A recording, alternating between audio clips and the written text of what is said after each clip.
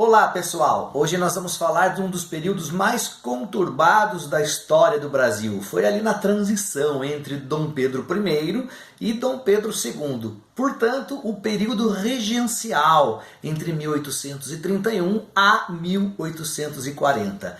E galera, presta muita atenção a essa aula, porque vai ser o seu diferencial aí nos vestibulares. Sabe por quê?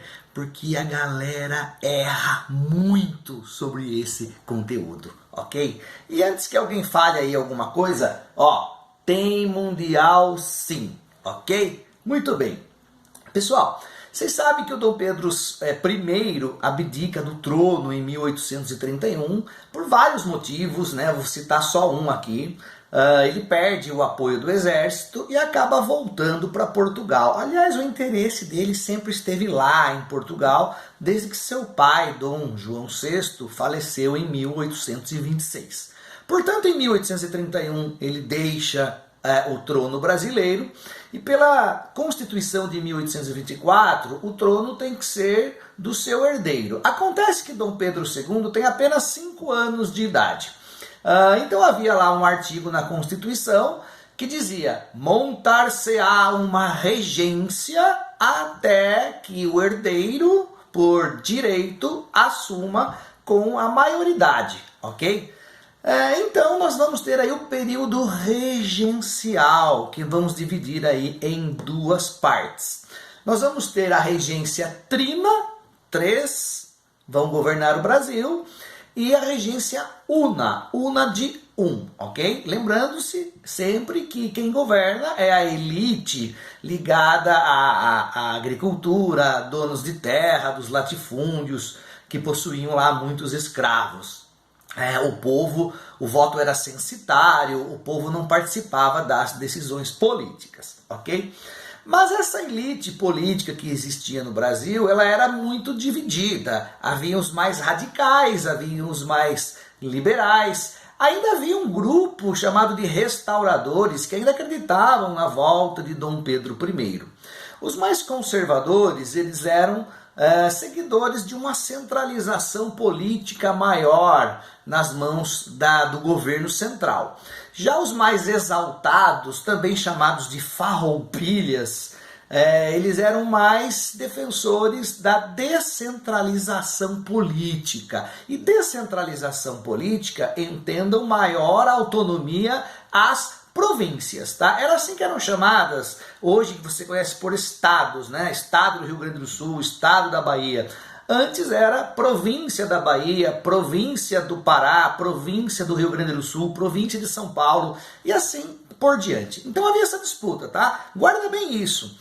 Os mais conservadores defendiam uma centralização política, os mais exaltados defendiam uma maior autonomia do poder para as províncias, certo? Tá aí o embrião do que seria posteriormente os dois partidos políticos do Brasil Império, né? O Partido Liberal e o Partido Conservador. Lembrando que o Partido Republicano só vai surgir em 1870, ok? Muito bem, nós vamos ter a regência trina, que vai administrar o país ali entre 1831 e 1835. E é muito importante que vocês se atentem que nesse momento foi criado o ato adicional. Olha aí, ato adicional. Adicionou uma lei a uma Constituição, certo? A Constituição era de 1824 e foi, portanto, o ato adicional aprovado e adicionado a essa Constituição de 1824. E o que dizia? Basicamente, dava maior poder às províncias. Portanto, nesse primeiro momento, defendia-se, né, os governantes defendiam uma descentralização política. As guardas nacionais foram criadas, as câmaras, ou melhor, as assembleias legislativas foram criadas em cada província, ok? E em 1835 foi marcada uma eleição para regente uno. É uma experiência republicana, alguns historiadores dizem isso. E foi eleito para regente uno, portanto deixa de ser trina, Diogo Feijó. Feijó era defensor da descentralização política, só que havia um descontentamento muito grande em várias regiões do país. E a partir de 1835 explodem as rebeliões regenciais, ok? Entre 1835 e 1845, quase que o Brasil se dividiu em muitos Brasis. Quase que perdemos a unidade territorial, ok? Eu vou citar aqui para vocês, né, algumas dessas rebeliões regenciais. Essas são as principais. Então vejam que havia um descontentamento popular e havia um descontentamento da elite política. Por isso que eu dividi aqui as 5 revoltas, onde 3 são consideradas populares e 2 elitistas, ok? Muito bem, a mais longa de todas foi a Farroupilha. A Farroupilha aqui no Rio Grande do Sul. Estão vendo aqui? Muito bem, essa durou 10 anos. Os produtores de charque da região queriam mais autonomia e queriam que o governo central taxasse o charque que vinha da região da Argentina e do Uruguai. Ou seja, o charque importado era mais barato que o charque produzido no Brasil. E como o governo nada fez, eles se declararam então uma república, né? A República Rio-Grandense. E aí começa uma guerra que dura aí 10 anos, ok? Muito bem, existe até uma série muito interessante que fala desse episódio aqui, que se chama Casa das Sete Mulheres, tá? Essa é considerada uma revolta elitista. Nós tivemos uma outra elitista na Bahia, tá? É a Sabinada, ok?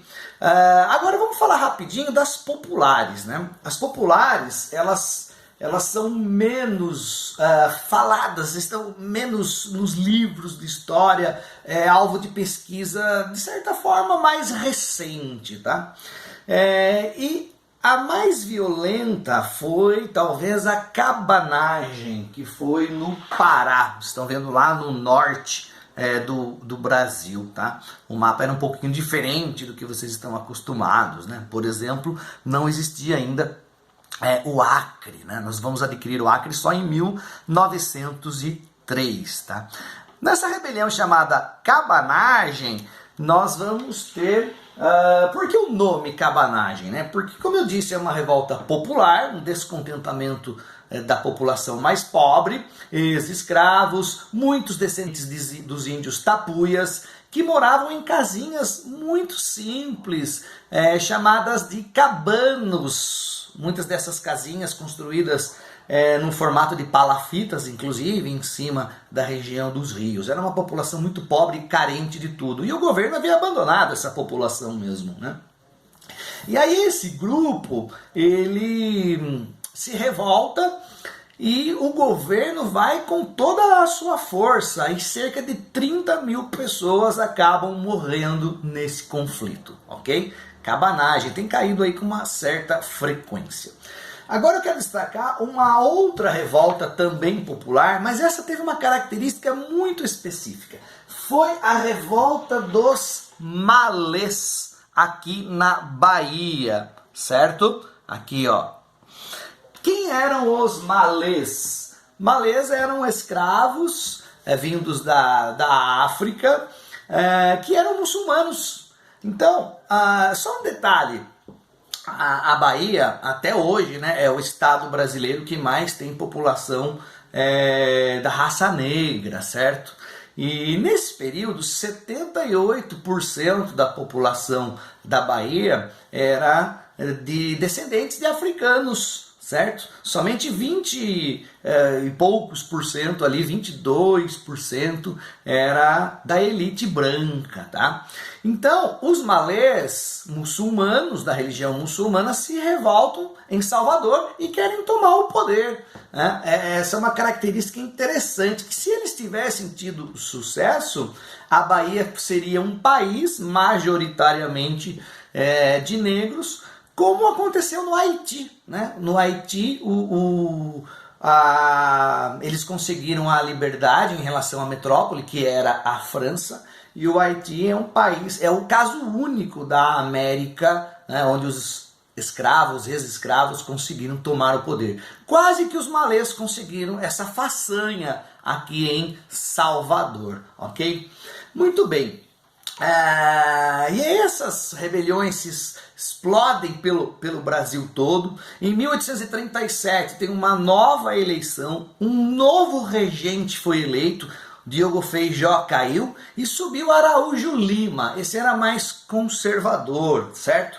E Araújo Lima não conseguiu também conter essas revoltas. Qual foi a solução encontrada? A própria elite percebeu que havia uma falta de liderança no país. Então Dom Pedro II, com 14 anos, apenas 14, é colocado no poder. Por isso que se chama golpe da maioridade, porque o Dom Pedro II só poderia governar o país com 18, tá? Mas ali ele teve apoio de uma elite política, dos Andrada, lembrando-se que José Bonifácio, aquele considerado o patriarca da independência lá em 1822, ele já estava de volta no Brasil e ele cuidou, né, da educação formal de Dom Pedro II, que vai ser bem diferente do pai Dom Pedro I. Então, em 1840, através de um golpe, Dom Pedro II é colocado no poder e vai começar o segundo reinado, ou o segundo império, que vai ser longo, ok? Vai durar 49 anos. E Dom Pedro II consegue trazer uma estabilidade política ao Brasil e mantendo a unidade territorial. Portanto, o Brasil não se dividiu em muitos países, como aconteceu com a América Espanhola, que de 4 vice-reinados se transformaram em mais de 20 países, ok? Um abraço para vocês. Esse conteúdo, vou repetir aqui, é muito importante. Não esquece de dar a balançar o sininho aí e curtir a aula, ok? Um abração a todos e até a próxima.